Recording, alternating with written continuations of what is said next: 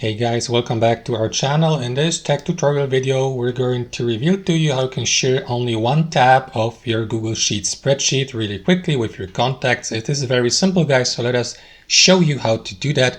So what you want to do, guys, is head over to your spreadsheet or document on Google Sheets and take a look at that list of tabs associated to your spreadsheet here at the bottom. So currently this spreadsheet features only one tab, but let's assume your spreadsheet features more than one tab. So in this case, if you'd like, for example, to share only that one tab that is currently open, what you will need to do, guys, is click on that arrow down icon here and hover your mouse over copy to.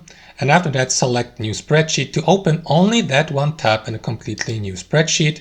Wait for the copying to be finished. And after that, you may, for example, select open spreadsheet to open the given tab as a completely new spreadsheet so that you now can share it by clicking on share here in the top right corner. Give it a name, for example. Let me skip that really quickly. And after that, simply enter the recipient's email address or name here, or use a shareable link there to share that document, in this case here only that one tab, with your contacts, guys. And that's how you do it. Hope you enjoyed this video, got some value from it, and we'll see you next time on our channel.